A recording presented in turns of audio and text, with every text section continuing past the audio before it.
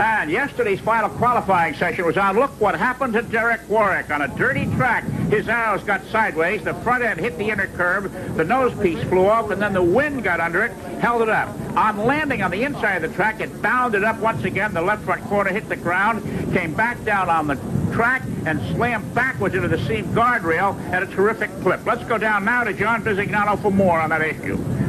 Well, thank you, Chris. As you can see, another miracle in Formula One. We're having more of these ever since the Pope visited the Ferrari factory, actually. Derek Warwick being strapped into the exact same car. Two corners of that car were totally demolished yesterday. One heck of an endorsement to the Aero chassis, again, carbon fiber safety in Formula One, and the crew that worked all night long. He took the other car, the spare car, out this morning for a bit of a warm-up, but he got back into the crashed car and says, this is my old friend, and we're going to do it this weekend in the car that was actually crashed yesterday. The McLaren team, well, all the turbo teams on this grid, they're trying to squeeze that last drop of fuel into their fuel cells. Some of them are actually filling the filler cap and actually turning it over with an ounce of fuel into it. Of course, this is one of the most fuelish tracks in Formula One. The Ferraris, we couldn't find out why, but they're drilling some holes in the bodywork trying to get a little bit of extra cooling now that it is the warmest day after 3 days of qualifying and practice. Philippe Striff, very good this weekend, putting his normally aspirated AGS well up the grid. Everything okay with that team? And darn it, the Williams boys, they say they're down on power. They can't find the problem. They don't know if it's fixed. They've changed electrics. They've changed just about everything they could, but it's still a mystery to them. The Williams boys both down on power. Okay, 31 cars showed up for this race, and 26 made it. So let's take a look at how they'll line up. Ayrton Senna, the Brazilian Bullet, has done it again. His fifth straight pole position. Here at a record 120.226 miles an hour, he'll lead the field when the green light goes on today. Alongside his Marlboro McLaren teammate, Frenchman Alain Prost, a 31-time winner on the Grand Prix circuit, considered one of the best in the business. Third is Gerhard Berger of Austria in a Ferrari, one of the challengers, and alongside Berger will be his teammate Michele Alboreto of Italy. Then it's Alessandro Nannini of Italy in a Benetton Ford, the fastest of the non-turbo drivers. Three-time world champion Nelson Piquet in a Lotus Honda is next, followed by Terry Boutsen of Belgium in a Benetton Ford.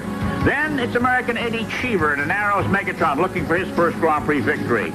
Briton Nigel Mansell in a Williams Judd will challenge today, and Frenchman Philippe Streff in an AGS Ford way up in the lineup. Italian Riccardo Patrese in a Williams Judd is next, followed by his Italian neighbor Andrea De Cesaris in a Real, and De Cesaris had his troubles in the morning warm-up.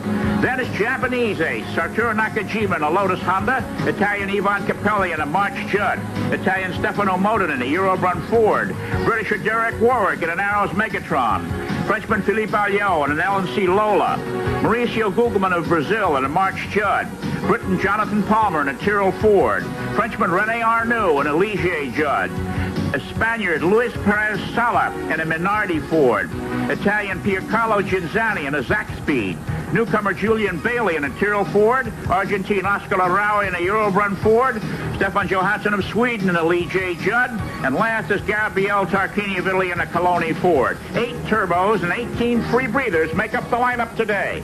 And now for a look at the circuit, here's Nigel Roebuck. We're at the Circuit Gilles Villeneuve in Montreal, 2.74 miles to the lap and 14 turns. There have been revisions since we were last here in 2 years. This is now going past the new pit complex, down into turn 1, which is taken in second gear at 65 miles an hour. Turn 2 also in second, 65, 70 miles an hour. Accelerating out, up into third and down to turn 3. And now down to second gear, again taken at around 65 miles an hour. Out of 3, through 4, up through the gearbox into 4th and down to 5. Now we're up into 5th gear, coming down to turn 6 in second gear, and through 7 still in second. Accelerating now 3rd, 4th and 5th. This is bumpy here, and we're up around 160 miles an hour. And we're approaching turn 8, which is taken in second. 70 miles an hour, 80 miles an hour through here. Up into 3rd, 4th, 5th, and into 6th. And now we're coming down to turn 10, which is the hairpin at the end of the lap, taken in 2nd gear. Accelerating out of here, right up through the gearbox, 3rd, 4th, 5th, 6th. It's extremely bumpy here, past the old pit section. And we're coming into the ultra-fast swerves, which are taken at about 170 miles an hour, 175 even by the really quick guys. We're out onto the fastest part of the circuit, nudging 190, and coming down to turn 14, where Derek Warwick crashed yesterday, taken in 3rd. This is the end of the lap, past the new pits complex. Okay, nice job, Nigel. This track is really a tough one. Its widest point is 39 feet, narrowing to 32.5 feet. The important thing about it, it takes 37 gear changes per lap, most of any circuit we've been to so far this year. This means that the winner will shift gears 2,553 times, or once every 2.2 seconds, and it's very, very tough on the brakes. We've got a beautiful day here, 82 degrees, clear and breezy. It's going to even get a little bit warmer before the day is out. No chance of rain until later tonight, so we should have a very fine day. The track here was named after the late Gilles Villeneuve, who lived not far from here. He scored his first Grand Prix victory here for Ferrari in 1978, inaugural of the track, and he was second to Jody Scheckter in 1979. He lost his life during a qualifying session at Zolder in Belgium 6 years ago. Okay, Nigel Roebuck, we're going to pick 6. Who do you pick to win this race? I take Alain Prost. I always take Alain Prost, and 1 race in 4, I'm right. Boots in 2nd, Senna 3rd, Alboreto 4th, Straff 5, and Palmer 6. Okay, John Bizignani, can you hear me? Let's have your picks. Well, my picks, they are with Ayrton Senna, of course, and the other McLaren right up front there with Nannini.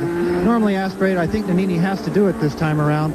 Berger, Ferrari, and Alboreto Ferrari. They've shown an awful lot of reliability, the Ferraris, so I think both of them have a good chance. On the Arrows team has been very, very dependable all year long. They've only had 1 DNF with one of their cars out of 4 Grand Prix, and Streif in his normally aspirated AGS got last point for 6th.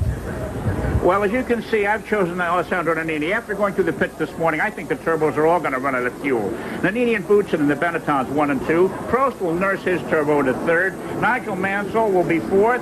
Jonathan Palmer 5th, and Ricardo Patrese 6th. I know you're going to raise your eyebrows at that, but they tell me this track really uses up the fuel. So the cars have taken their formation lap. Should be down on the grid now, and it shouldn't be too long before we're going to see a start of the Canadian Grand Prix here at the Circuit Gilles Villeneuve. A huge crowd. They've had record turnouts Friday and record turnouts yesterday, and with the beautiful weather we have today, it should be a great crowd. You can see the new complex there. 41 suites on top of these garages. They sold for $15,000 apiece. That's $610,000 in rentals that has been taken in so far, and the race hasn't even started yet, Nigel. No, that's incredible. Incredible. It really is. The beautiful garages there. How does this compare with other circuits around the world, Nigel? Oh, very well. Very well. I mean, they still look not quite completed in some ways, but the pit lane is huge, and the pits themselves are massive. The mechanics are thrilled with them. This island here is man-made. It was filled in with the dirt taken out of the subways in Montreal. It was made for Expo 67, and the Olympics in 1976 were held here. You can see part of what was once the United States Pavilion on this Ile Notre Dame, as it's called. There's a large number of grandstands around, and you can see the fans are voicing their pleasure, the Ferrari flags, and there are a great number of the green flags with the yellow circle in the middle, fans from Brazil. And now here we have the cars are pulling off. Remember now, the lineup shows that Ayrton Senna is on the pole. He's coming into position. Senna is the car on the left. His teammate Alain Prost is on the right. Remember now, in 4 Grand Prix races, 3 out of the 4 Grand Prix races that have been held, the race has been won in the first 200 feet. So pay close attention. When the last car pulls up out there, what's the schedule on the lights? How does that work in time, Nigel? The red light comes on. When they're all in place, the red light comes on, and then any time in the next 7 seconds, they will get a green. And that means the race is underway. Let's hope we have a safe start here. As we said, there's a lot of gear changes going on. Top-off valve problems in one of the McLarens throughout practice. We hope that doesn't prevail today. And the man in the back is signaling that everything looks good from where he stands to the light, as you can see. And here we have a start. And boy, look at the zigzagging back and forth. We've got to wait to see who got the break on that. Lots of cloud, and it appears that they all got away. And it's McLaren's 1 and 2 into turn, the button hook, a left turn, and then a right sweeper as they pull around going through the gears. It's Alain Prost in front, Chris. Prost.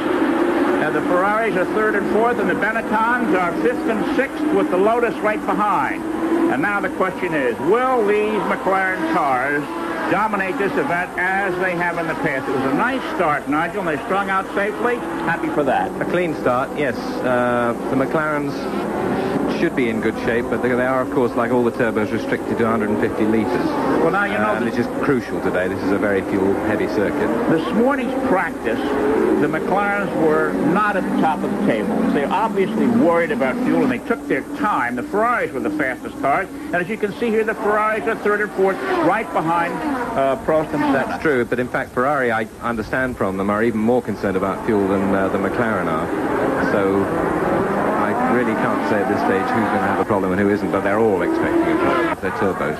Gerhard Berger said last night that they cannot run more than a 128. Now, you remember now that the best time in this morning's practice is a 126 in practice, qualifying with 121. So they're operating here at less than optimum right now. Very much so. Very much so. And they will have to the whole race. It's interesting. Coming up on the lap here, and usually the McLarens are gone by now. That's right. This is going to be great television because we're going to be able to see more than just one car on the screen. There's a great shot from the Goodyear blimp through that first turn. I like to call it the button hook. Now they're beginning to outdistance the rest of the field. I said earlier, there's 8 turbos and 18 normally aspirated or free-breathing cars in the competition. There's a lot of high hope for the Ford. That's Bailey struggling back to the pit. Right. That's over watching a stock car race for a moment. And that's Sala in with the rear wing and rear bodywork missing. Something has gone. He's had a tough start in Formula One. He has. Okay, there's Alain Prost. 2 car lengths behind is Ayrton Senna. And next is, hard to tell on these TV screens, Gerhard Berger, Michele Alboreto, and then Nannini and Boutsen. And then Nannini. Oh, Boutsen first and then Nannini. Yes. I think we need to remember, Chris, that the normally aspirated cars are not restricted on fuel, and the Benettons have extra large tanks here, where they have 215 litres of fuel, which is in fact 65 litres more than the turbos are allowed. So in theory, they can go as hard as they can the whole race. Well, you know, we checked the pits this morning on this fuel situation. We found out that, let's go down to John Bisignano for what's going on in the Tyrrell pit. Thank you, Chris. Very early in this race, we have Julian Bailey, the British driver, in with the Tyrrell. He certainly made contact at the start. A part of the wing went up into the air, and now they are trying to change the wing and or the nose. Also, we believe Sala came in with the Minardi with his rear wing gone. But Bailey is getting out of the car. I'll tell you what, I see some fluid coming out of the bottom of the car. They have probably injured the brake reservoirs, and also one of the trailing arms on the front suspension has been snapped. So there has been one heck of an impact actually here on this right front corner of this Tyrrell, and unfortunately Julian Bailey's race really only lasted about 100 yards. Back to you, Chris. Thanks very much. We're just going to go back. We'll take another look at the start and see how this field got going when the green light went on here at the Circuit Gilles Villeneuve in Montreal. Now there you can see that Alain Prost actually moved a bit quicker than Ayrton Senna. Look at the 2 and 3 wide action here. Now, oh, there's the wing. We could just see it on the Bailey's car. It didn't look as though anybody hit him. Obviously, there was some contact. No, that's right. You think it just fell apart? Well, it's unlikely, but I suppose it's possible. Right. Well, somebody is going to be looking for a job in that crew if that's the case. And here come the leaders. It's Prost, Senna, Berger, Alboreto, Nannini, and Boutsen. And those normally aspirated cars are staying right with the turbo. We did a lot of checking, as they started to say, along the garages this morning. I sort of wonder why the amount of fuel that the non-turbos were starting out with. One with 196, another with 205, 195, 180. We got to the March, crew, and we said, how many liters are you starting with? And the team manager said, well, we're starting with 195. We'd like to start with 210, but we can't fit that much in the car. Even the non-turbos are concerned with fuel consumption here, Nigel. Yes. In fact, with the work the turbo teams of the engine manufacturers have had to do, the turbo engines are actually more fuel efficient than the normally aspirated one. Okay, let's go once again to the pits and John Visignano. Thank you, Chris. We're with Julian Bailey down here from England. A very short race for you, Julian. What happened on the start? Well, there was a lot of pushing and shoving at the back there, and I happened to touch somebody else's wheel and just rode up on the back of them. And I was fortunate there wasn't a bigger accident, in fact, but my car's finished for the day, so that's me. I'm going home. In a situation like that, you have to be very careful to be moving forward, or the people behind you are going to have a collision with the rear of your gearbox and so forth. Steering was damaged. It looked like the brakes were a problem. How did you manage to do one lap?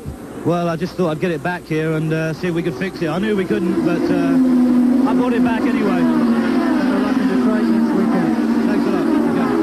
Chris, back to you. All right, thank you very much. Now, a tough break with this British newcomer. It's his first year in Formula One, and he's really had tough luck right from the outset, missing a couple of races. Well, the McLarens are out in front as usual, but they are not running away. Gerhard Berger is staying there. It must be difficult, Nigel, for these drivers not to be able to use the full speed and power of their cars. They have to baby them in order to get the race finished. Very much so. It's been like this as long as we've had fuel restrictions in Formula One. It's been this way, and the drivers all find it extremely frustrating. But those are the rules, and the game is to go the distance on the fuel you have. Well, if we could get some lap times, we'd find out whether they're operating according to plan. One of the interesting aspects of the McLarens and the Lotuses is that their engine people, the Honda people, have telemetry.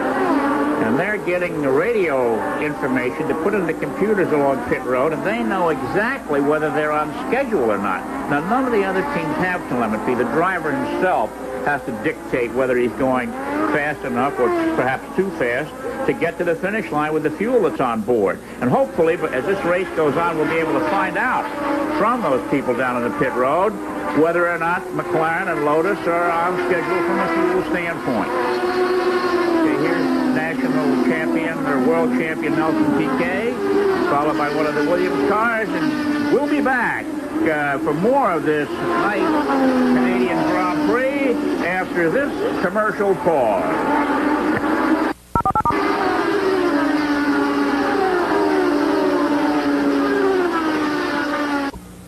Finished a few hours ago over in the Loire Valley in France, and it was a victory for the British Jaguar team with a Dutchman, Jan Lammers, leading two Britishers, Johnny Dumfries and Andy Wallace. A Porsche was second in the same lap with German driver Hans Stuck and Klaus Ludwig and British star Derek Bell. And another Porsche 962 was third with John Winter of West Germany, Frank Chelinski of Denmark, and Stanley Dickens of Sweden. And our own David Hobbs, who's taking a day off from Formula One race today, came home fifth in a Porsche with Swedish driver Didier Tay. And the Americans, the Andretti family, Mario and his two sons, Michael and John, were sixth place. Congratulations to these gentlemen for their great performance at the 24 Hours of Le Mans. The first victory of Jaguar since 1957. And our Formula One competition here continues to be McLaren, Ferrari, Benetton. Team. Absolutely. They got almost locked together here. I think at this point they're all running very carefully and very cautiously, Chris. I think they're just, feeling it out, seeing what the fuel situation is going to be. I wonder at what point the racing will begin. Well, quite often it never begins, Chris, the way the rules are at the moment. Well, Nannini's fairly new to Formula One racing, a few years long. We may see him start to feel his oats and try to put a pass on Michele Alboreto there. Yes. Boutsen, of course, is a very sensible driver. He has a lot more experience than Nannini. As soon as you see how many starts they have. Boutsen is starting his 78th race, where Nannini doesn't have nearly that many. Instead, we have 8 drivers in the race who have won in Formula One competition over the years. Riccardo Patrese, who in a sense is a senior member from experience, he's in his 165th Grand Prix race. Nelson Piquet in his 146th. The old man of the sport, Rene Arnoux, in his 130th. And Alain Prost, this is his 126th start. When you think about that, in 125 starts, he's won 31 times. And as you said, Nigel, every fourth time he puts his helmet on, he wins. What an average. Right. He's just the kind of average A.J. Foyt had in the United States a few years ago. And it's unapproached by anybody. Now the current Formula One. Alboreto seems to be allowing Berger to pull away. I wonder if this is some team strategy. It could be. I don't think either of them are going particularly hard at the moment. I think they are aware they have a major fuel problem, and I think they're both taking it relatively easily. You noticed Berger was right on Senna's tail a couple of laps ago, but now they're really falling away. Well, we're 7 laps into this competition, and 7 tenths of a second is spread between Prost and Senna. And Berger is third, about 2 3 seconds behind, and Alboreto is a little over 5 seconds behind. So this is quite a close interval by Formula One standard. We're heading around after the first turn up this track. The drivers say that this track is without question the toughest, with the possible exception of Detroit, on brakes. There are so many high-speed sections followed by very slow corners, which is one of the reasons we see so many gear shifts. What about brakes? When you overuse them, Nigel, are they going to lose their efficiency before the day is out? Yes, they certainly are. They certainly are. There are a tremendous number of second-gear corners on this circuit, as you say, at the end of fast sections, Chris. So you have to be just baby everything here, brakes and fuel, and that's why the first 3 quarters of the race is probably going to be something of an economy drive. Somebody put a wheel off there, kicked up a bit of dust. You know, it's interesting. Of all the forms of motorsport, Formula One is unquestionably the highest tech, more advanced materials and so forth, computer software, telemetry. And despite all of this high-tech character of these cars, there's not an automatic transmission to be found. No, there isn't. Ferrari are working on one, and they will have one next year, but at the moment there isn't, and never has. Okay, let's go down now to the pits. John Bisignano for something on telemetry. Well, thank you, Chris. You were just talking about all the high tech in Formula One, and as you can see, the McLaren computers are humming away here behind me. These are all Epson computers from Japan, and what's going on with them is that every time the 2 McLarens pass a magnetic strip out on the racetrack, they give a reading of every indication to the engine and the fuel situation that the team management here can analyze. Now, Ron Dennis very rarely leaves the pit wall, and we have counted 6 times back and forth that he's been checking the computer. So obviously, when they were filling those cars with the last drop of fuel possible, that same thinking is top of mind to Ron Dennis, the owner of McLaren at this moment. And I'm sure that 6th trip will go into double figures here very soon. So it's the Epson computers at the moment that are managing the McLaren Marlboro team. Okay, there's one of the Europe runs without a nose piece, and we'll be back for more of the Canadian Grand Prix after these commercial messages.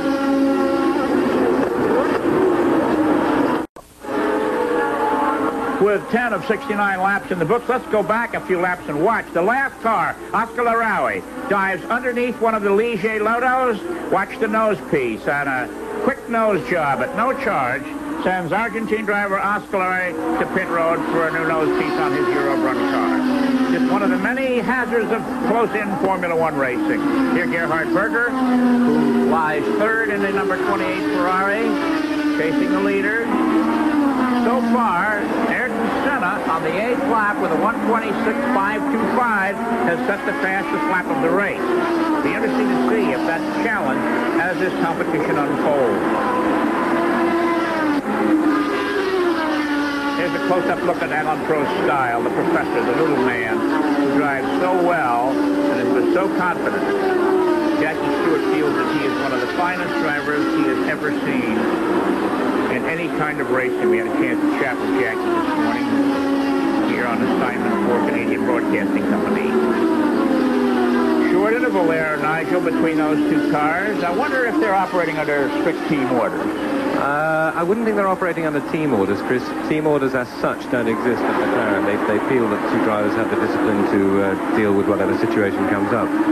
But I think at the moment, Prost won't want to go too quickly, obviously, because of fuel worries. And Senna is bright enough to know that Prost will have thought it out. So I think he's probably, for the moment, should be happy to sit there. Because as long as he's sitting there in Prost's fuel slipstream, of course, he is saving fuel himself. Well, let me ask you a question, Nigel. Senna's fastest lap, 1:26.5. Yeah. 4 seconds slower than he qualified. We don't usually see that much of a spread, do we? Not too much these days, no. But with similar situation does apply at certain circuits, and they all said this morning the race will be run at a far slower pace than anything we've seen in practice. It's interesting to watch. We did a lot of fuel checking this morning and found out what fuel weighed, got a lot of technical information. But the thing that registered the most with us is that every time these cars come by our announce booth, they're 4 pounds lighter than they were the last time around. It takes over 4 pounds of fuel to power one of these cars one lap on this 2.74-mile circuit. It's interesting to me. They'll be featherweights when they get to the end of the line, and of course that's one reason why the drivers break to a stop the moment the checkered flag waves, because a car that's 3 pounds underweight could be disqualified. Yes. So they don't take what we call the cool-off lap. The thing that's interesting to me, Chris, is that the Benettons are keeping up with the Ferraris without apparent problem, because the Benettons are very heavy at the moment. They're carrying a lot more fuel than the turbos. They have a power deficit as well, so the fact they can keep with the Ferraris suggests that in the late stages of the race they could be very strong. Well, you know, I picked Alessandro Nannini to win. Before the race, we had a chance to talk to some of the drivers, and we'll be bringing you their comments as this race unfolds. Here's Gerhard Berger. Those two Benettons are filling up his mirrors, believe me.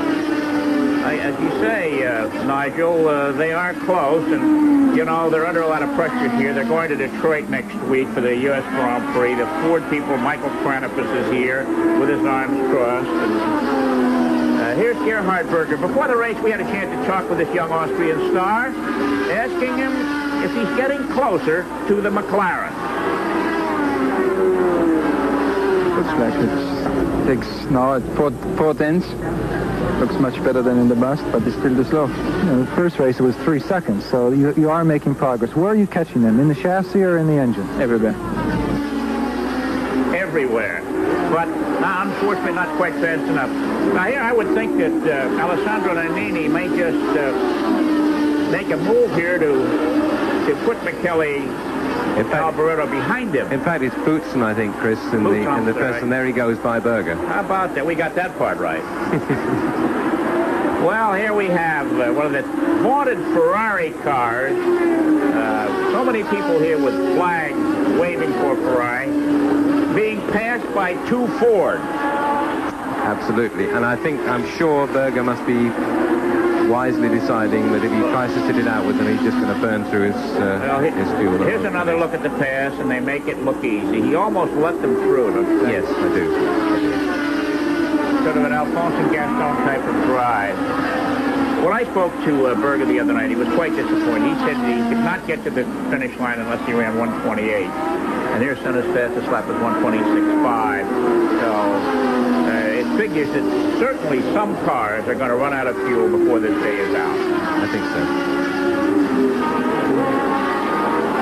All right, here are the McLarens 1 and 2, as has been the case all year long. And we'll be back for more of the 1988 Canadian Grand Prix after these messages.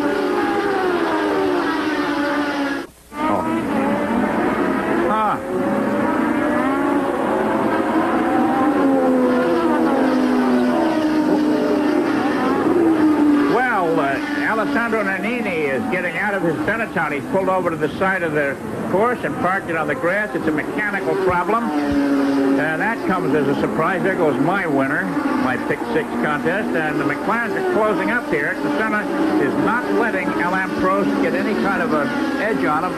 Less than half a second separates the first and second place cars here. As one of the challengers and the driver that many people thought might win the race today because of the performance of that Benetton Ford is on the sideline. Tough race, Nigel. Absolutely. Benetton knew before the race they were marginal on overheating problems. They have a fundamental problem with their radiators at the moment, which won't be resolved for another couple of races. And they knew all the way along that overheating was going to be probably their problem. I suspect that may have happened to Nannini. Well, you know, it's interesting. This racetrack is 50 feet above sea level. Last time out, we were at Mexico City, over 7,000 feet above sea level. And for the normally aspirated cars, they have 22% more horsepower here than they had in Mexico. 22%. That's remarkable. Yes. Here's the McLaren starting to lap the first tail ender. The Zaxby car here, Carlo Ginzani, is now one lap down, and he's nursing his fuel too, because that car is capable of better than that. Yes, absolutely. Right now, Alain Prost has a .281 second lead over Ayrton Senna. They're in the 16th lap of this 69-lap competition. Boutsen is third, Berger is fourth. Alboreto is fifth. Nelson Piquet is sixth. Nigel Mansell is seventh. Division is eighth. Andrea De Cesaris is ninth. And Ivan Capelli is 10th at this stage of the competition. With only one car out here, Alessandro Nannini walks right by our announce booth, moving his hand through his dark, oily black hair with a very disappointed look on his face. Sad break for this handsome new Italian star. I tell you something, Nigel, if these McLarens have enough fuel to get to the last lap, it ought to be something to see. It should. It should. I know that I was talking to Peter Collins of Benetton just before the start of the race, and he reckoned that this would be Benetton's best race of the year, but he was still sure that the McLarens had enough speed in hand to be able to go the distance and beat everybody. Here's a couple of former teammates at it. Yes, a couple of close friends. Right. That's Nelson Piquet of Brazil and his former teammate Nigel Mansell. I guess they speak now, don't they? No. No? They spit at each other, they don't speak. Now. I thought maybe as the weeks went by, they get to say hello to one another, but apparently not. They just don't get along, period. No. And, you know, Nigel Mansell, he won 6 races last year, and he hasn't got a single point yet. It's tough for him to, you know, read the points chart. It must be very tough, and he is actually coping with it extremely well. He just regards this as a year in limbo, with nothing much to lose. Next year, if he stays with Williams, he will have a new Renault V10 engine, and he's looking to the future with optimism. Well, he was playing, you know, Nigel Mansell loves to play golf, and he played golf here Thursday, and he told one of his partners, who whispered to me Thursday night, that Nigel said that he may not be with this team next year. It's very possible. I hear his name linked to possibly to Ferrari, who will lose Alboreto at the end of this season, possibly to Benetton. Well, it's probably going to be a lot of changes in addition to all the new engines that show up on the circuit next year. Remember, this is the last year for the turbocharged cars. They'll all be normally aspirated or free breathers and non-turbo, non-supercharged cars in Formula One, starting in 1989, and things should be more evenly matched. Very much so. Very much so. All right, John Visignano has really got his sleeves rolled up today. We hear he's with Alessandro Nannini. Alessandro, you were looking forward to this race more than anyone before, and now, unfortunately, it's a very short race for you. What went wrong? Because the car is very quick. There's no problem with the car before, and I think I broken the pump of the fuel. Could you have won this Canadian Grand Prix today? Yeah. Can you win Detroit next week? I don't know. It's very difficult, Detroit. This is good circuit because the turbo engine is a lot of fuel consumption. In Detroit, no problem for the fuel consumption. It's very more difficult. Thank you very much, Alessandro Nannini. What a great young man this is, a gentleman doing the best he can in English. I ask him a question very slowly so he understands it, and then he picks up and speaks like this in Italian almost. But a fine young man out of the Canadian Grand Prix. It's very sad to see the Benetton team work so hard all weekend and not score the points they deserve. All right, thank you very much, John. We'll be back for some more of this exciting Formula One competition from the Circuit Gilles Villeneuve after this commercial message. Biplane technology has entered Formula One.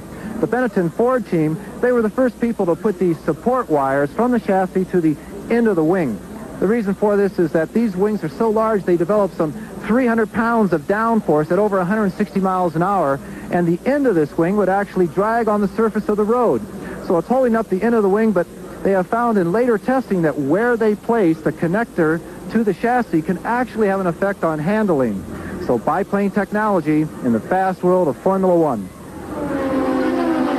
Okay, we're going to go back a couple of laps now to let you see a little bit of Alphonse and Gaston at work.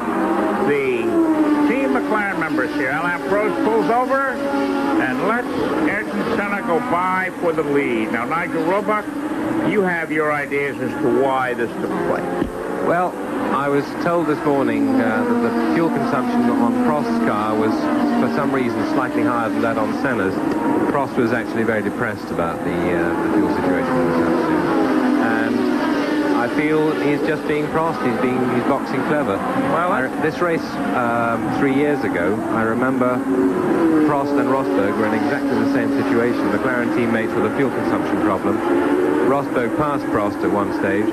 Rosberg was in trouble the last few laps of the race. Prost wasn't. Well, that's interesting.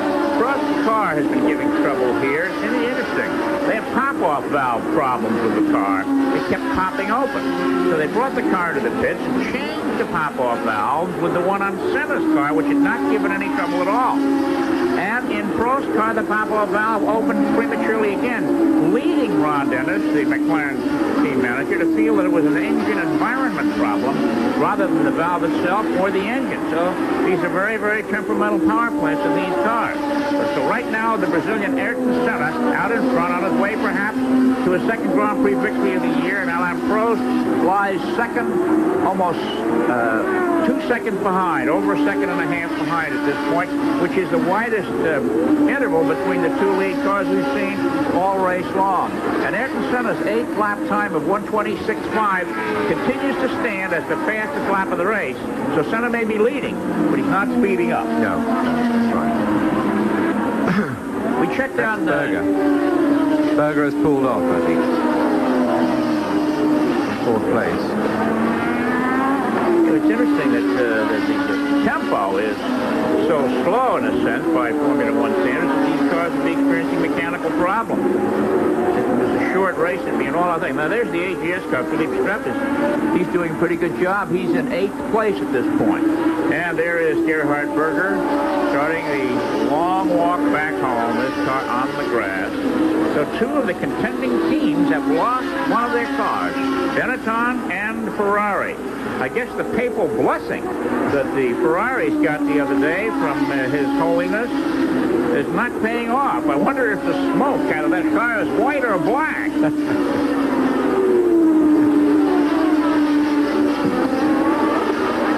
Traffic in the turn here. Big crowd today, Nigel. Very big. Biggest crowd I've ever seen here. I have a new promoter here, an American, Jack Long, who's rolled up his sleeves along with the Molson Brewery and has done a great job. And here's the yellow flag. Yellow flag warning the drivers of something or other. It may be warning them of Berger's car off the road. It's interesting, the flags in Formula One racing are so different than they are in the U.S. racing. For example, a red flag can only be given from the start-finish line stand, but a black flag in the corners means the same thing. Yes, that's right. I've never been able to figure that out. No, nor I. And here we have a pass. Michael Mansell. Yes. And almost take Nelson Piquet's front ring with him. Yes. It would have been sort of poetic justice had that happened. Yes. Half of the cool. Right. Well, I think this is the 5th round this year, Nigel, and it's almost an easy, comfortable day. Nobody's sitting on the edge of their seats. We can't expect anybody to run out of gas until the last 15 minutes of our show, can we? No. Last 10 minutes, probably. 10 minutes. Yes. Here's Alain Prost now, coming up behind one of the marches. Yes, coming up behind Maurizio Gugelmin. That's Ayrton Senna's former roommate, close friend, and some say protege. Yes. He's from Brazil. Okay, it's now a little close going. Gugelmin moves over to let him by, and we'll be back for more of the Grand Prix after this commercial pause.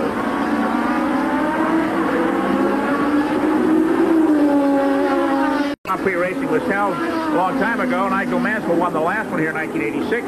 Al Barretto in 85. As you can see, Piquet was the 84 winner. Arnoux in 83, and Piquet again in 82, and Jacques Lafitte in 1981. The Canadian Grand Prix has been held at 3 circuits. This one at the Circuit Mont-Tremblant near Saint-Jovite, and it had its first outing at the Mosport circuit outside of Toronto. Back on the track now, Ayrton Senna now has a 4-second lead over Alain Prost. I wonder if he's misbehaving by going so fast. I don't think he's going so fast, Chris.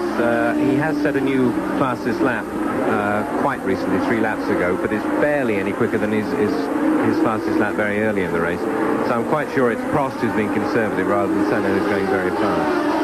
Well, Senna's fastest lap came on the 22nd turn here, a minute 26.5. Not too much faster than his last one, and certainly a lot slower than the car is capable of, I'm sure, as evidenced by his 121 qualifying round. But he must be getting some good news from his readouts on the dash. This sport has become so high-tech that all the drivers have a readout on the dash to tell them how many laps of fuel they have left in the car. Not gallons or whether the tank is a quarter full or so forth, but the average is figured out. And unfortunately, some of these calculations aren't always quite precise. Berger had a problem last time out, didn't he? Yes, he did. And the most extreme example was in Adelaide, Australia, 1986. Alain Prost won the World Championship at that race, won the race too. For the last 4 races, when he was going flat out, his fuel gauge was telling him he had a minus amount of fuel.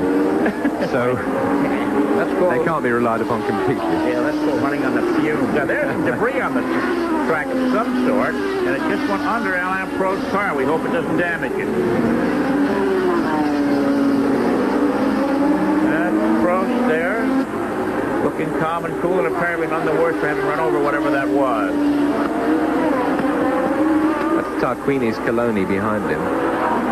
What the problem was with that car? Or... One of the newcomers to the sport here. And we've gotten the official report on what it was that sent Alessandro Nannini to the sidelines early. It was a fuel pressure problem. He diagnosed it as a fuel pump, and it could well have been that. When you don't have the pressure to send the fuel to the engine is she's a no-go. I see we have a repeat of Mexico here. Yeah. We have the 2 Arrows drivers scrapping together, Cheever and Warwick. And Senna is threading his way between them. Senna, you will notice, takes much bigger chances lapping traffic than Prost does. Prost is, among other things, is patient. He's a very smart driver. There's no reason for hurrying. I'm surprised Warwick is doing as well as he is after that bouncing and jouncing he took yesterday in that ride. He could line up a liniment spot, but he said his grip back really bothers him today. Yes. In fact, he didn't make up his mind to drive until the very last moment. There's our leader, Senna. You can tell by that bright yellow helmet. The 2 Arrows are 1 lap down. The Arrows have not been complaining too much about their fuel mileage. They may well be around and in a prominent position when the checkered flag waves. They may be. In the 4 races earlier this season, they were in extremely good shape on fuel. In fact, too good shape, really. They were finishing with too much fuel, which means that they weren't using as much horsepower as they could have done. But I talked to Cheever this morning, and he wasn't too optimistic today. He reckoned it would be a coast and collect day. That's interesting. You know, race drivers in the United States for so many years had a reputation of being undisciplined. Here we have seen great discipline being shown on the track. Let's go down now to pit road and John Visignano with an interesting report. Well, the shot you're looking at is the window of the motorhome where Ferrari has camped here, and inside that window is Gerhard Berger. We tried to stop him in the pit lane. He said, wait a moment, until I have to be briefing with my engineer. He did tell me that it was an engine problem that did put him out. At first they thought it could have been the gearbox, but it has been an engine problem. He is going over the exact reason with his engineer right now, and we will have an interview with Gerhard as soon as he's ready to talk to us. Chris, I hate to say it, but 2 of my pick 6, they're out of here on their way to Detroit. Oh, look at this. Here we have one of the Williams cars. It's Nigel Mansell smoking and pulling off to the side of the track. And something's going on up in the lead there. Alain Prost is closed within 1.2 seconds of Ayrton Senna. I wonder if Senna's being slowed down by the pits. I don't think so. I think Senna perhaps for once had a little more trouble with traffic than he usually encounters, and maybe Prost had slightly better of a break. Well, it's sad for Mansell because in fact once he got past Piquet, he'd pulled well clear of him. So it's a shame that he's still searching for his first point of the year. glad that there's no wagering allowed here in Canada, because the second of my pick choices was off to the side, and John Bizignano has lost 2. How are your picks? Well, I'm looking good if anything happens to Senna, because my first 2 were Prost and Boots. Okay, and here comes the all-conquering McLaren LM Prost. More of the Canadian Grand Prix after these commercial pauses.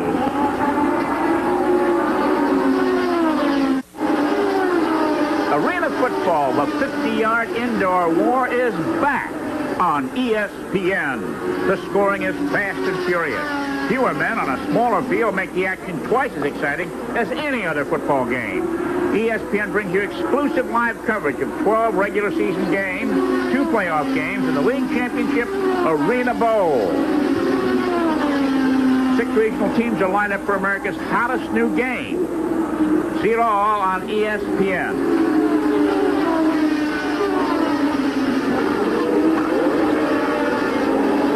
Look at this.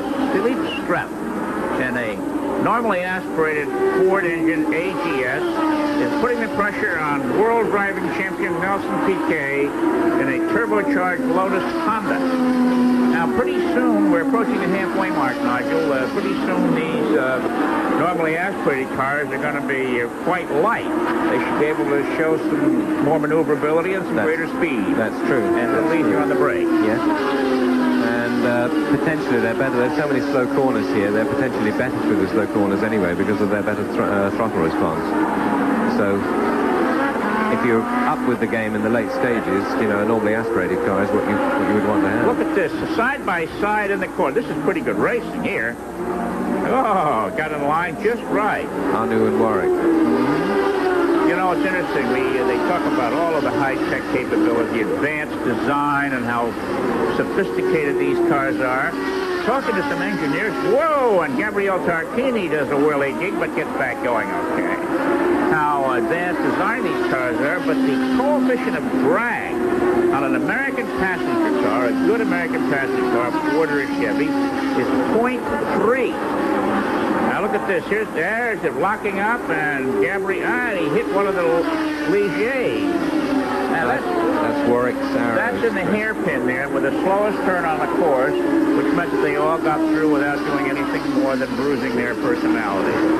Getting back to what I was saying about the coefficient of drag, or the ability of a car to get through the air from an aerodynamic standpoint, of an American or any good passenger car is 0.3.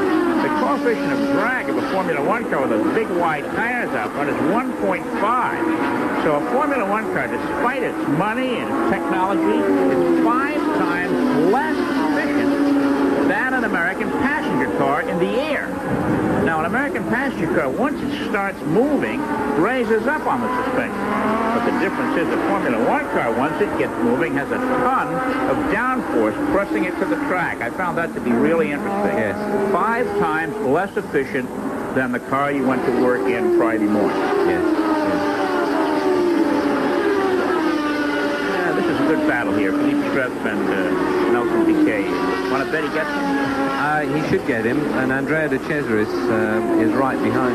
Well, that's enough to make anybody move. Which is absolutely, it's an incentive for Stratton to get as far away as possible. Andrea De Cesaris in the morning warm-up, he ran into Philippe Ayot, knocked his right front wing off, and then before the session was over, spun off in this car into a gravel pit and stopped about 10 inches short of a tire wall. He had the nickname Andrea De Crasheris, and he just can't quite seem to shake it. And here we have a pit stop for, it looks like Eddie Cheever. And we'll certainly get a report on that, I would gather, from John Bizignano. Derek Warwick would be the one I would think would make a pit stop. No limit on the number of men in Formula One racing that can work on a car in the pits, as is the case in both IndyCar and stock car racing in the United States. You can have the whole family surround the car here if you wish. And that's Alboreto pulling on. The second Ferrari bites the dust. How about that? Oh, papal blessing or not. What color was that smoke? Smoke was white, Chris. Smoke is white, okay. So both Ferraris are out of the competition. And let's see now. Senna and Prost turbo cars. Boutsen, normally aspirated car. Piquet a turbo. Struff normally aspirated. De Cesaris normally aspirated. There's not too many turbos left. Not too many at all.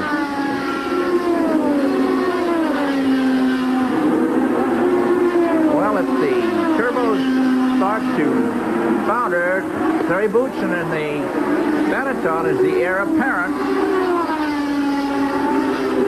That's a beautiful shot of the button-up turn from the Goodyear blimp around this island.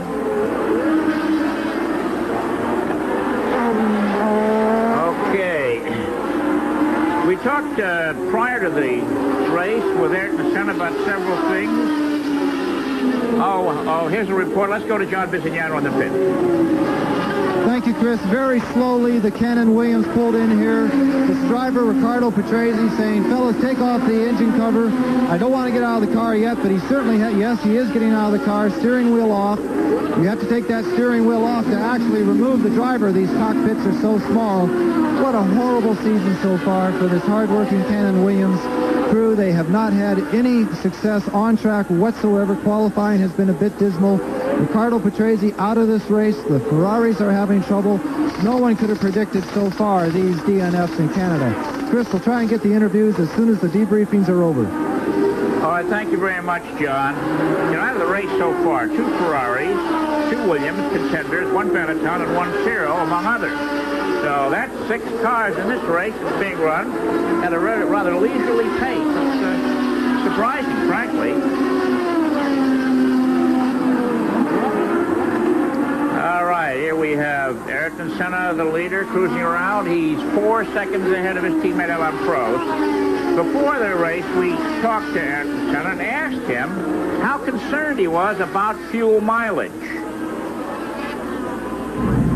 Fuel always determines the amount of power you can use and, of course, the pace you can go during the Grand Prix. So, as it is a high consumption, fuel consumption track, it will be our biggest determining factor for the speed during the race. But it will be the same for everybody. It will be just better for us race cars because they'll come closer, I think, to the turbos, and it should be interesting. Okay, Ayrton Senna, the tremendously fast qualifier out in front. In one of these Cyril cars, and here is Terry Boutsen, who now lies in 3rd place, some 15 seconds behind the leader. The McLarens, as they have ridden all year long, 1 and 2. We are past the halfway mark at this point now. And this is what some people come to Formula One races for. We have to leave these lovely ladies to sell some product.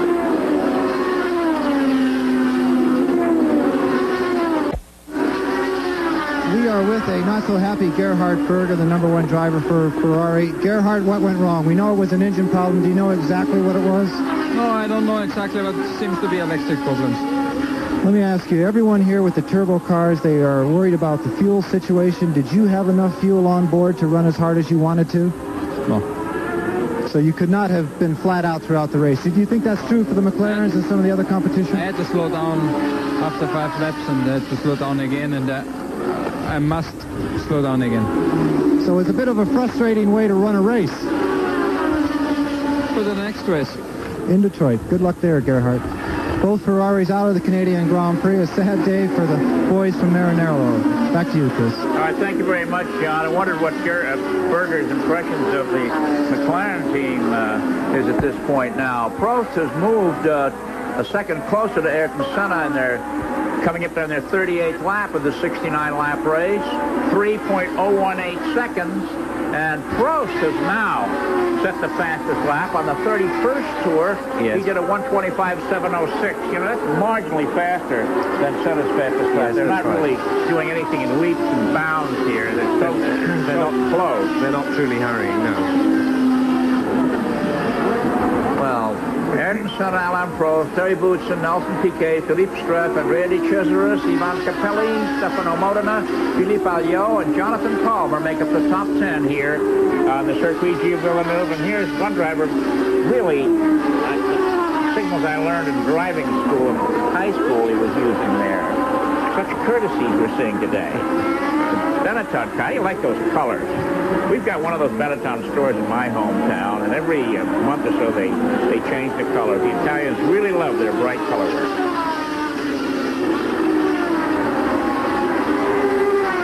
Boutsen is about 14 seconds behind Prost. No chance of overhauling him, I don't think, if it continues on this way, but if the McLaren should have a problem, because in fact Boutsen is really the only one who's within striking distance of them at all. Yeah, Nelson Piquet is almost a half a minute behind Boutsen. And here, number 25, Rene Arnoux, at 39 years old, a senior citizen of the Formula One circuit, coming in for, of all things, tires. Now, these cars have a reputation of being just sort of ill-prepared, ill-designed, and ill-everything else. They have it running now at this slow pace. They're wearing out tires. Okay, now let's go once again to the pit lane and our colleague, John Visignano. Thank you, Chris. The only American in the Canadian Grand Prix out of this event. Eddie, what took you out of the Canadian race? Right for the first 2 laps, I had a problem with the throttle linkage. And I think that one of the butterflies was staying open all the time, so it was almost impossible to drive. And in the end, the spring finally broke. Does that mean that the throttle was stuck open then? No, it's a complicated system to prime the turbo system up, and half of the system wasn't working. Actually, Eddie, you had virtually a trouble-free qualifying. You qualified very well in the USF&G Aeros. What about Detroit? You did very well there when you came in substituting for Patrick Tambay a few years ago. You must be looking forward. You were running 3rd there last year. I think the USF&G Aeros this year will do good. We'll do well at Detroit. I hope we can repeat what we did last year. Today I'm extremely disappointed the way things went, and right now I'm not even thinking about Detroit, but I'm trying to understand why we had these problems. Today could have been a good race for us. As I said, a disappointed American here in the pits in Canada, and his teammate Derek Warwick is still doing well just to be in this Canadian race. Back to you, Chris. Thank you very much, John. You know, it's interesting that these poor guys go to so much work in preparation. If you can watch a car being ready for a Grand Prix, you'd understand how much work is involved. You just don't push them out of the truck on the track and run them. Sometimes there are as many as 20 pit stops made during the 4 practice qualifying rounds for minor adjustments on wings, on tire pressures, and gear ratio, on turbo settings, suspension geometry is changed. It's an endless job to get a car just right for the track. Then to have some little thing go wrong, it must be very difficult for the drivers to understand and swallow. But the Team McLaren, they seem to really have their act together. I've never seen a team so proficient and so professional as this team is here. And here these drivers are out there running around. Prost's fastest lap, 125.406, set on the 38th time around. It's quite slow by the qualifying standards and for the capability of the car. So these guys are strict disciplinarians. You know, years ago when American racing drivers were invited to Le Mans, they said they didn't want to go because it wasn't a race. So you had to baby a car for 24 hours. You couldn't get out there and go and blow, as some of them would say. And what we're seeing here is pretty much the same thing. It may be a mini Le Mans. You just got to baby your car to get it to the end. You have. You can't really race it to the end today. You have. Particularly, this circuit particularly is something of an economy drive, I'm afraid. But it's interesting, Prost is actually on a clear track now. Prost is taking time from Senna. When they get traffic, it's the other way around. Senna takes more chances, gets away with them, pulls it out again. Well, Senna's a lot younger than Prost, and I don't believe Senna's spent any time in the hospital yet, has he, Nigel? No. That makes a big difference. Not serious time, no. Well, there he is in the yellow helmet, Ayrton Senna. You know, it's interesting. Senna and Piquet, the 2 Brazilian drivers, don't race under their real name. They both use their mother's maiden name. Senna's real name is Ayrton Senna da Silva, and Nelson Piquet is Nelson Sayuto Mayor. His mother's name is Piquet. It's just an interesting coincidence that these 2 drivers, both from Brazil, have chosen to race under names that aren't really their own. Yes. There's the hairpin, the slowest turn on the track, and that's Alain Prost making the curve. We'll be back after this.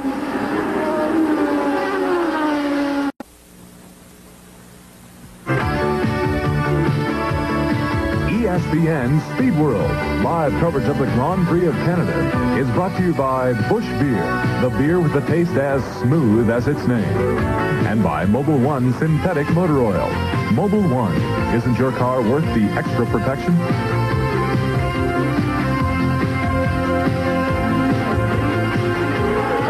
Back at the Canadian Grand Prix at the Circuit Gilles Villeneuve here in the middle of the St. Lawrence Seaway on the outskirts of Canada's second largest city, Montreal, with Ayrton Senna of Brazil leading his teammate Alain Prost of France, Terry Boutsen, and let's see the highlights of this competition.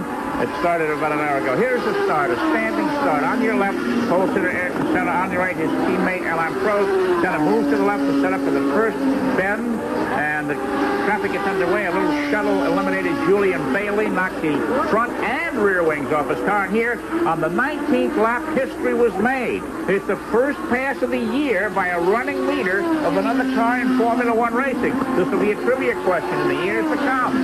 And here, Michele Alboreto lying fourth, the second of the Ferrari drivers to go out of the competition, despite the cars having been blessed by the Pope less than 10 days ago. Leader has led 18 of 37 laps. There's been one lead change. Only Prost and Senna have been in the lead, and there are 10 drivers on the lead lap, and that was just a few minutes ago.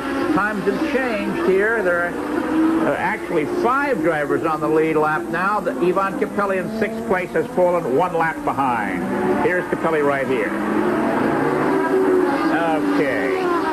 Over the years, there have been 19 Canadian Grand Prix. 8 at Toronto, or 8 at Mosport beginning in 1967, alternating with Mount Tremblant, where they had 2 races starting in 1968. And 8 here at Montreal beginning in 1978. So Canada has had 3 circuits that have hosted the Canadian Grand Prix. Sweet looking bodywork on that car, Nigel. Yes, very much so. Very much so. It's a very quick car. We haven't seen the best of it. I'm afraid that at the moment a little underdeveloped, and which the team admits, but the potential is definitely there. Here's that hairpin turn. It's much like the turn on an American oval racetrack. And here's Alain Prost. Right now, he is 4.353 seconds behind Ayrton Senna. It's amazing how the interval changes when Senna gets into traffic. Senna breezes through traffic, it opens up a big lead, and then when they both have a clear track, Prost closes up 2 seconds on it. We've seen that at virtually every race this year, Chris, that on a clear track, Prost gains. On a track full of traffic, it's the other way around. Senna just goes for it and hopes for the best. It's amazing in the consistency they show. 37 gear changes a lap. I think the palm of their right hand would be quite sore when the competition is over. It is. I mean, I saw a lot of blistered hands yesterday before the race, after 2 days of practice before the race started. But you have to be so consistent. Putting the car in the same place at every turn. 15 turns here, 37 gear changes, severe brake applications, traffic, debris. 0.934 seconds behind. Our computer tells me that Formula One has, without question, the best timing and scoring system of any worldwide series. Longines with its timing device and Olivetti with its computers, they've refined it and elaborated on it to where almost any question you have can be answered. They have metal strips across the track at the start-finish line and at the entry and exit of the pits. Each car has a little transponder on it about the size of a package of cigarettes that sends out its own private radio signal. When it crosses one of these taped lines, it's picked up by the computer and it's digested immediately. And you find out where the car is every lap and how many seconds behind the car in front of it is. It's an announcer's delight, really. These two, Chris, Capelli and Modena, 2 young Italians, and they're scrapping over 6th place, so there's a lot at stake here, a championship point. Neither of them has scored a point at all this year, so there's something to settle here. Capelli's my kind of guy. He's a young guy. He's got a great sense of humor. At one of the races, he showed up with his arm in a cast, and his team manager almost had a heart attack. He was just a gag. He wanted to have some fun with him over in Italy, and he kept them guessing for about half a day. And Stefan Johansson came up and said that he would be willing to tear up his contract and drive with him. And the poor guys are going nuts. When it came time to practice, Capelli ripped off his cast, put on his helmet, got in the car, and off he went. 46 of 69 laps complete, and the McLarens are 1 and 2. Come Come on, Nigel. When are they going to run out of fuel? I would be surprised if either of them did, Chris. They haven't had any pressure on them at all. The Ferraris were there only for the first 4 or 5 laps. And since then, they've been able to dictate their own pace. I'm sure they're okay. All right. Now, listen, Nigel, here you just said that. Last time around, Alain Prost did a 125.045 for the fastest lap of the race. He's feeling his outs now. He doesn't know if he has enough gas. He wants to win. I'm sure that's right.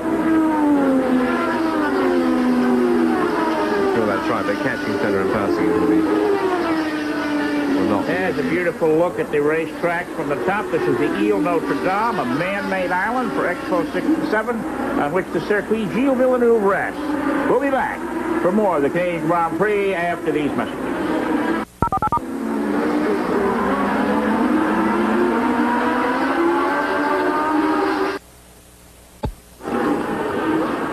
Well, welcome back to this Canadian Grand Prix being covered by ESPN.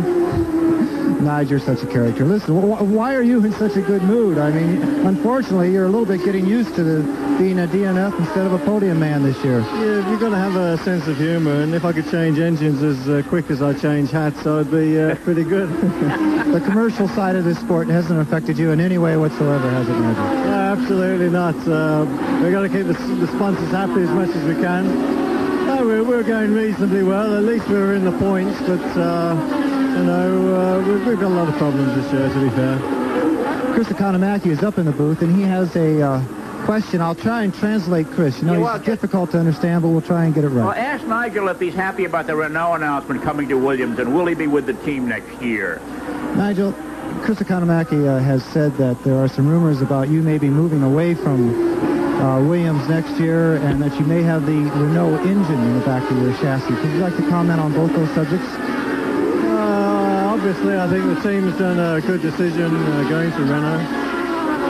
They were winning in Formula One some years back, and coming back into Formula One, they'll only be doing one thing, and that's get the engines quick enough to win. So, from the team's point of view, to have an exclusive contract with a major manufacturer is nothing short of very, very good. From my own point of view, I'm just biding my time, enjoying my golf, and a little bit of racing here and there. And a lot of golf. Some rounds of golf before Detroit. Yeah, absolutely. I should go and practice my golf and hopefully have a better weekend in Detroit. Nigel Mansell looking forward to the walls of Detroit. Back to you. Right, and no answer as whether he'll be on the same team next year. Get a chuckle out of that. All right, the interval now. Prost has cut the interval to less than 3 seconds with less than 20 laps to go in this competition. 5 drivers on the lead lap. Senna, Prost, Terry Boutsen, Nelson Piquet, and Andrea De Cesaris. 1 lap down. Ivan Capelli, Stefano Modena, Philippe Alliot, Jonathan Palmer, Derek Ward, Gabriel Tarquini, Mauricio Gugelmin, Satoru Nakajima, Piercarlo Ginzani, and Luis Perez Sala, as the McLaren Hondas continue to set the 1-2 pace here in Canada, as they have done in Brazil, in San Marino, in Monte Carlo, and in Mexico. And probably for the rest of the season, I must say, this was one race when I thought we really might see a challenge for McLaren. You know, the interesting thing about it, though, to me, Nigel, is that they're not for sale. You know, the old American expression, you build a better mousetrap and the world will beat a path to your door. And they've built the better mousetrap. There's no two ways about that, and nobody can buy one. Nobody can buy one. I think the most important thing on the horizon for Team McLaren applies to the United States, where this morning Ron Dennis was asking me about Indianapolis car racing. I think their interest is becoming more and more intense there. I think their interest is more than intense. I feel certain they will be there within a couple of years. And it looks like there's some spectators gathering in the McLaren pits down there. John Bizignano, can you give us an indication of what the attraction is? Well, the McLaren boys like to have a little bit of drama, of course. All the TV crews are here, but we just talked to the tire manager, and he said they are not planning or expecting. They are just prepared, ready to go. Can you look over at those computers and tell me if that Japanese computer man is smiling or frowning as to what he's finding out the car is doing on the fuel? Hard to tell, huh? I would say he looks concerned. Does he? Well, you know, this morning in the Lotus Pit, and maybe get our cameraman over there, John, to show us that what's hanging from the ceiling of the Lotus Garage. I thought it was quite interesting. I almost tipped my hand. Tell me if you can give us a picture of that rather unique decoration in the Lotus Garage next door there. We'll try and get it for you, Chris. Here we have close going, the Philippe Alliot in the Lola. Measuring. Philippe Alliot coming up on Stefano Modena. About to argue over 7th place. Capelli now appears to have got a clear of Modena and is established in 6th. Alliot had a little rub, as I said earlier, this morning in the morning warm-up, and Vandy Chesner ran into the left front corner of his car, knocked the wing off, the right front corner of his car, knocked the wing off. And Alliot really had his bones jarred in a phenomenally fast crash in Mexico 2 weeks ago. But seems to be perfectly okay, none the worse for the wear, and hasn't lost his appetite for going fast. Here we have Ayrton Senna twisting and weaving his way around the Circuit Gilles Villeneuve. We'll be back with more of the Canadian Grand Prix after this.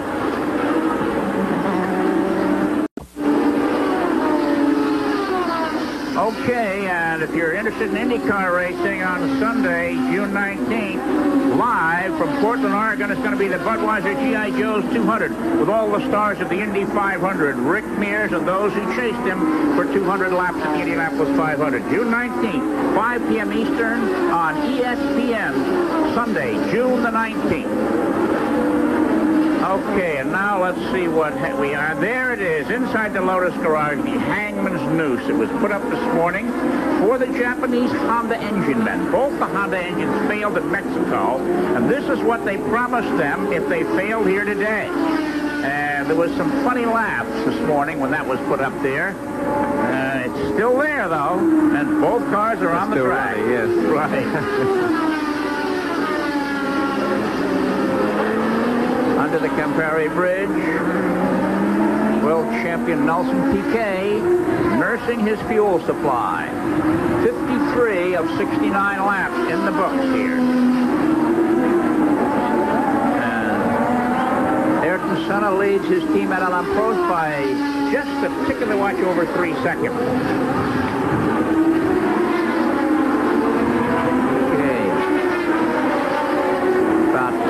Laps to go, Nigel. Yep, about 15 laps to go. Just figuring out who's going to run dry first. I'd be surprised if either of them ran dry, I must say. Really? As I say, they've had the whole afternoon without pressure, and I'm sure they have it figured out. But if I was going to take a bet, I would certainly bet that Prost will not run out.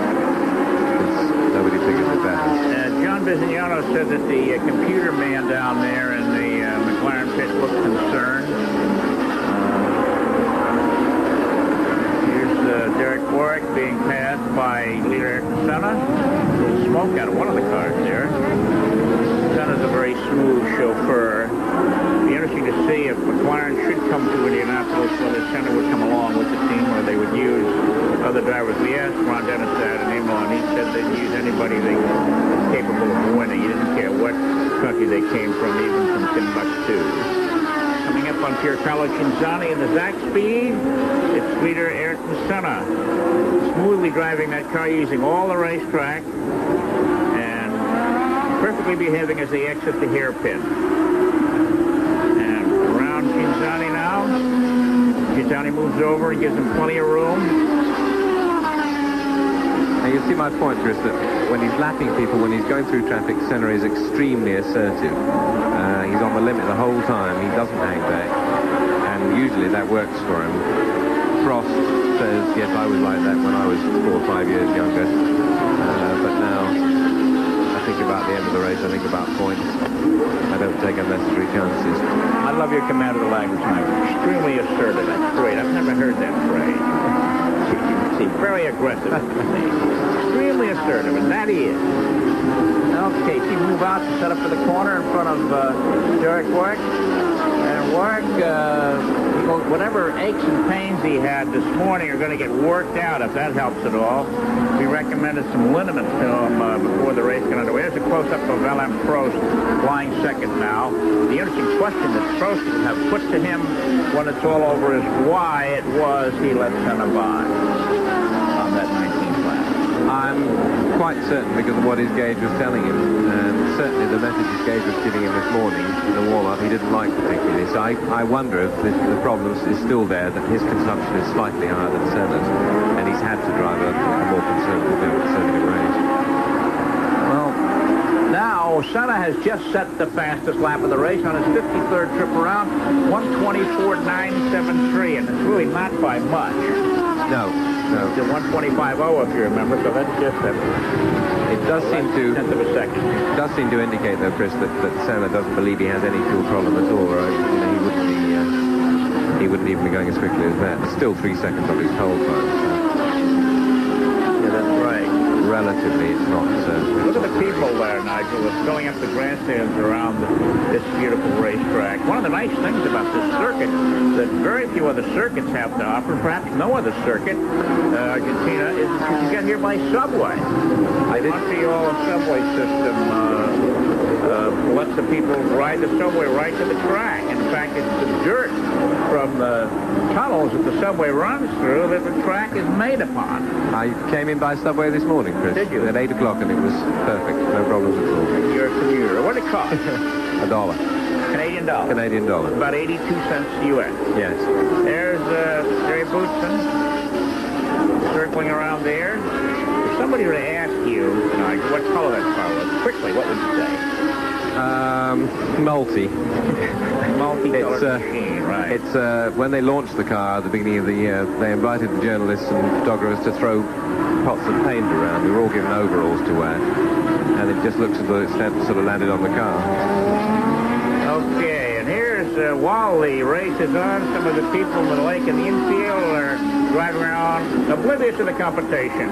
We'll be back.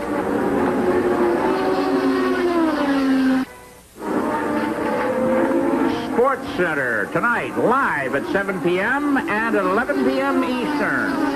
Host Chris Berman and Tim Brando at 7 o'clock, and Chris Berman and Bob Lay at 11 with the top stories. The NBA Finals, Game 3 in Pontiac, Michigan. Sports Center's Larry Burnett with a full report. And Sports Center is your source for all the latest in sport news. And here's Ayrton Senna putting a lap on Tatsuro Nakajima, the Japanese driver for Team Lotus. That's the second race in a row that the Hondas have been lapped by a Honda. Yes, it is. It must be very demoralizing for PK. This is exactly what happened to him at... Particularly when they're taking it so easy. Yes. Of course, Nakajima's tiptoeing too to save fuel, I gather. Yes. And here we have Dr. Jonathan Palmer in the Tyrrell car. He's weaving a little bitty. And forcing Senna the long way around, and they come into that tough hairpin turn. They pass the stalled Williams car against the tires. Senna, I'm sure, must feel he has it done now because Prost is 5 seconds behind. And I would imagine Prost will now leave it at that. Say, okay, 6 points will do. At this point, as the Super says, there are only 3 cars on the lead lap. Senna, Prost, and Boutsen. PK having been lapped. World champion is 1 lap down. It's a tough business. It is, and it's happened to him more than once. That's true. I like this racetrack.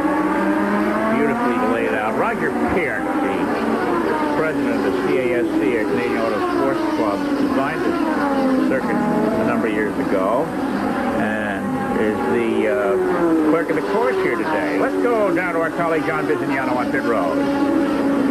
What you're looking at are the green stripes of the tricolore for Ferrari. These are the lines that a driver looks for when he comes into the pits and follows it right to the stopping area.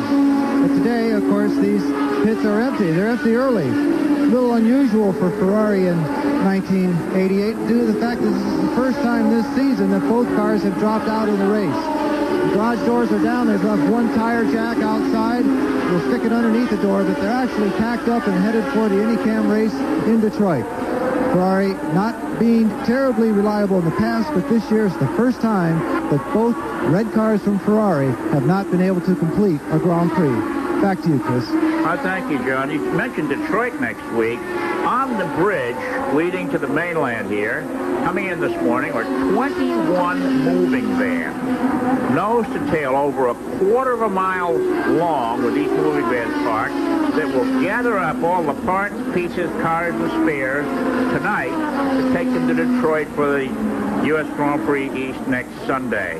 And by 10 o'clock tonight, this whole place, with the exception of the signs, will be empty of any evidence of a Formula One competition. It's like a circus where it's knocked down right after the performance and go on to the next town for the big extravaganza. Yeah, it was exactly the same in Mexico 2 weeks ago, Chris. There we have our trucks over there. There are the vans. There's 2 of them. There's 21 of them in line, I counted on the way in this morning. Do you remember we saw them in Mexico City? The same vans, they brought all the cars up here from there.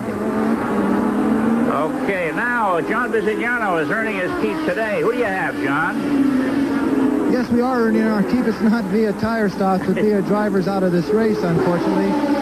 Michele Alboreto, your team is packed up. They've deserted you here. Why did you drop out of the Canadian Grand Prix? What was your problem? Both car engine problem. I think today is much more hot than yesterday. We missed something in the radiators. And also because we have a very lean map for the consumption, I think the temperature inside the engine is much more higher than yesterday, so we blow up both drivers and engines. John, ask him what the engine setting to save mileage. Michele, let me ask you a question. Were you okay as far as the fuel left in your car? Did you have enough fuel to run as hard as you wanted to run? Running like I was around 27, 26.5 was the right rhythm to finish the race and to save a little bit fuel to try to catch the Benetton at the end of the race. But I think nothing to do with the McLarens for the moment. Well, better luck in Detroit, Michele. Thank you very much. Back to you, Chris. Okay, thank you, John. You know, some of these engines settings, I guess, are extreme lean edge to save gas, and I guess it's backfired in some instances here. That's a possibility there. In the meantime, Ayrton Senna is now 7 seconds ahead of Alain Prost. And I guess Prost must feel that he really has got to conserve to get to the checkered flag. Yes, I think Prost is a wise man, Chris, and 6 points is not a disaster. He has a considerable lead, an 18-point lead over Senna in the World Championship. And he can afford to drop 3 to him today. Well, you know, the winner of a Grand Prix race gets 9 points towards the championship. Second place, 6. Third, 4. Fourth, 3. Then it's 2 and 1 point. Only the top 6 finishers gain points. And you get that 6 points whether you're 1 second behind or 20 seconds behind, as long as you're in second place. And there's the signal to who would that be for? Alain Prost, I guess. Flag of France out there. And here we have Ayrton Senna out in front by almost 10 seconds now. We'll be back for more after this commercial.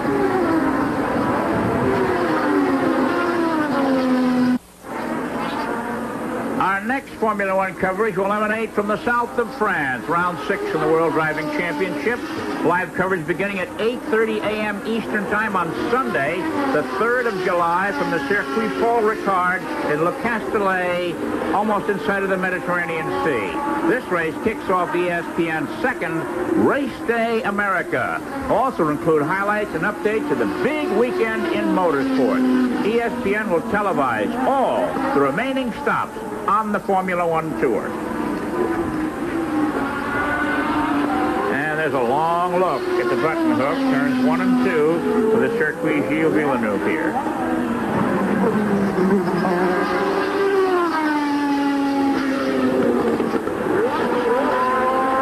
And in hugging the inside, getting closer and closer to the checkered flag. Okay, Ayrton Senna twists and weaves. John Visignano, what have you for us? Well, we have a pit sign for you, Chris. They just took the easy off the pit board of Ayrton Senna. They showed it to him for the last 3 laps. So Ron Dennis is definitely trying to slow his leading driver down. He has been shown the easy sign for the last 3 laps directly under the signal from Ron Dennis. Back to you, Chris. All right, there you can see the McLaren pitmen. And now the pressure is really getting on here. Of course, what Dennis wants, he wants it all. He wants 1 and 2. 1 is not enough. He wants them both. And the interval now stands at 11.5 seconds with 5 laps to go. There's Alain Prost right there, the second place driver, 11.5 seconds behind Brazilian Ayrton Senna out in front, which stays there, will win his second Grand Prix of the season. Yes, I find it difficult to believe that Senna is ignoring warning messages from his own cockpit gauges. I understand why Ron Dennis is a little anxious because, as you say, he wants a 1-2, but I would think Senna has it under control. Okay, let's go back to John Bisognano down in the McLaren pit area. Well, actually, Ron Dennis down here, the owner of the McLaren International team, does not have as much under control as he would like. We have just found out that there are no readings coming back to the Epson computers relative to the readout in Alain Prost's car. Also, Prost, his gauge has gone on the blink. He does not know how much fuel is in the car. So for sure, right now, we're going back to driving by the seat of the pants when it comes to the number 1 McLaren. Well, neither do we know how much fuel is in it either. No. You know, one of the problems with all this high-tech stuff is it's often not quite right. Some of these races, as you said earlier, Nigel, where it showed a minus amount in the tank. In other words, he was running on empty. So these people who pay so much money for all this high-tech stuff really have their fingers crossed to see how accurate it is. With fuel sloshing back and forth in the tank, the old fuel gauge just doesn't work. So what these cars have on them is a metering thing that reads the fuel that's gone to the engine and subtracts from how much it was started with. And that's supposed to tell you how much is left. That's right. We'll soon find out. And it is absolutely vital when fuel is restricted, and it plays such a crucial part in the race. So now Boutsen is 55, almost 56 seconds behind Alain Prost.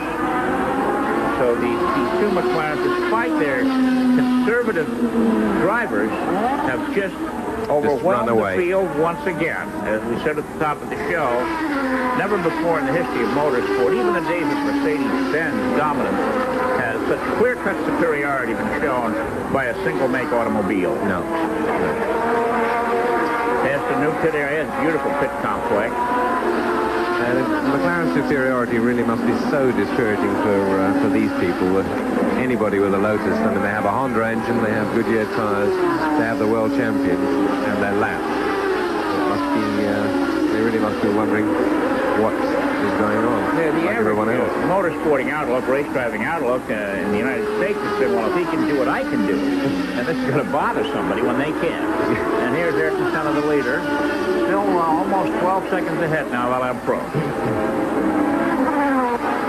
And somebody's smoking his way down the track right opposite the pit. That's Ghinzani's Zaxby. Piercarlo Ghinzani smokes his way off the track on the grass, not far from Arnaud's booth. And one less car on the racetrack. And through the smoke and fire, here comes Ayrton Senna with 2 circuits of the track to go.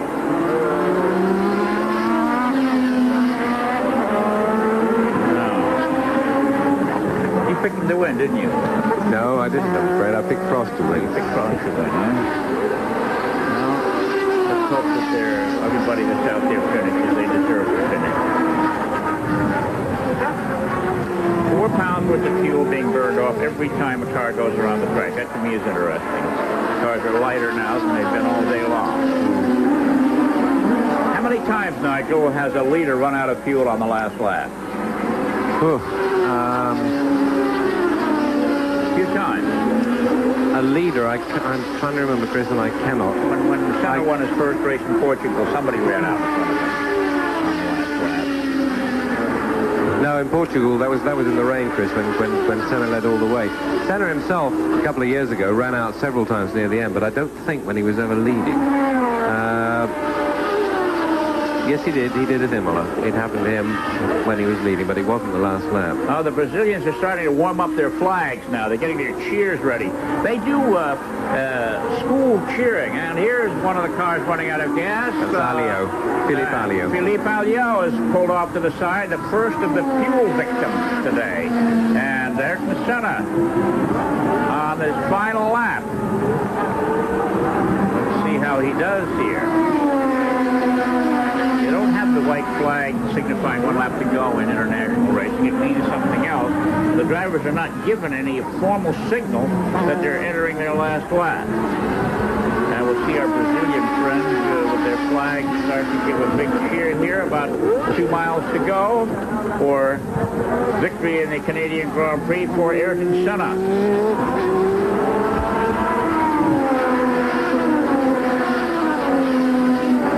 Quite slowly, I would say. Here you see what the interval is at the end. With 1 lap to go, it was 11 seconds. And Imola, the leader, slowed way down on the final lap. The second place driver closed right up on him. That's right. And it was these two, of course, Chris. It was Senna allowing Prost to come back. And the starter official flagman here waiting with the checkered gonfalon. Here's the hairpin, half a track to go now. Less than half a track to go to the checkered flag.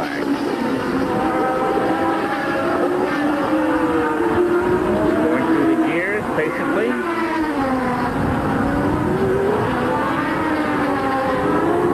Round and round. Using very little of the road. Looks like they're going to make it okay. Here's his hand up, signifying victory. He's at the start-finish line. There's the display of the flag, and Ayrton Senna has won again. And he pulls over and stops the car. There's the McLaren team members congratulating one another on yet another victory. Senna's 8th Grand Prix victory in 67 starts. And he's pulled over on the grass here. These cars have to be weighed now. And with all the fuel out, even 4 ounces underweight will disqualify his victory if the car is too light on the scale. So that's why the standings are always shown as unofficial until the post-race weigh-in is made.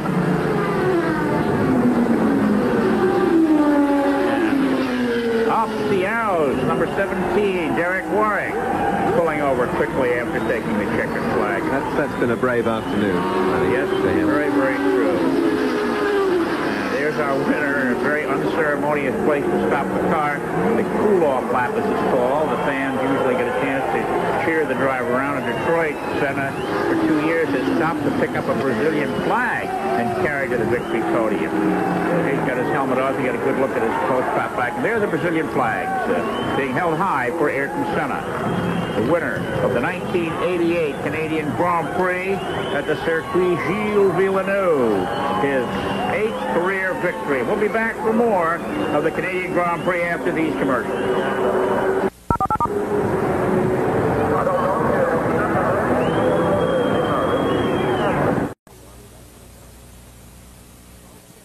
Winners, Ayrton Senna walking down amidst a coterie of photographers in the Brazil sound up there. It's a happy day for the Brazilians. You know, Canada is quite a mix of ethnic groups. There are many South Americans living here in Montreal as well as Toronto, and you find many more supporters of Latino drivers than you would find in practically any United States city except Los Angeles or New York. Oh.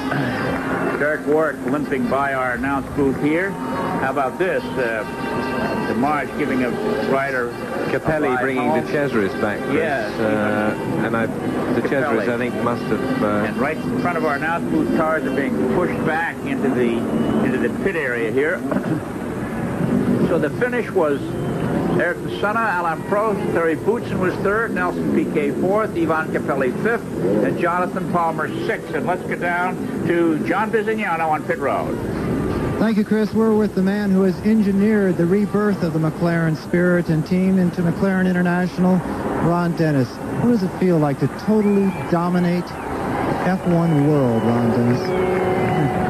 Well, we won the first 5 races, but there's another 11 to go, so I think domination's a pretty big word. It's the only word that can be described for your organization, Ron. I mean, the first 5 races, dominating last season also. How'd you put it together? It's just a team, top to bottom. I mean, it'd be very wrong of me to take the credit from good design group and a good team of guys, and we all come to every race and try and win it, and when we're successful, I think it's only fair that everybody gets the credit because it's very much a team. Your team is some 160 people strong now in the factory. Ferrari was criticized for having too many people, not being able to react quick enough for decisions that needed to be made. Are you finding that a problem from your 90-day personnel group? No, it's the main reason we're at such a high staff level at the moment is because we're heavily into 1989 and the normally aspirated program. We hope to announce that car in the next few weeks. And, you know, it just takes a lot of people to run two intense programs. RD, congratulations. Best of luck in Detroit. Thank you very much. Back to you, Chris. A very happy Ron Dennis. And Ayrton Senna bows his head as the Hino Nacional, the Brazilian national anthem, is played. On his left, in the dark blue coveralls, third place Thierry Boutsen of Belgium. And on his right, the Professor Alain Prost of France, a 31-time winner, a two-time world riding champion. And there he is holding the trophy for the Grand Prix Molson of Canada high above his head. Now let's talk about who was the picker. Nigel Roebuck, you picked Prost, Boutsen, Senna, Alberto, Strepp, and Palmer for a total of 20 points. 4 of your picks finished in the points. Not bad. John Bizignano, you picked Senna to win, and he won. But none of your other picks scored, so you have 9 points. And old Chris Economaki here picked Nannini to win. I picked Boutsen, he got 4, Prost 6. I wound up with 11 points with Palmer in there for 5th place. So, Nigel Roebuck, the new man on the team, you get first prize. Nigel, you can buy the drinks tonight. Well, thanks, Christopher. Okay, our pick 6 here. And there are the drivers with the champagne. Now, look at that. Alain Prost is getting a shampoo from winner Ayrton Senna. Now, this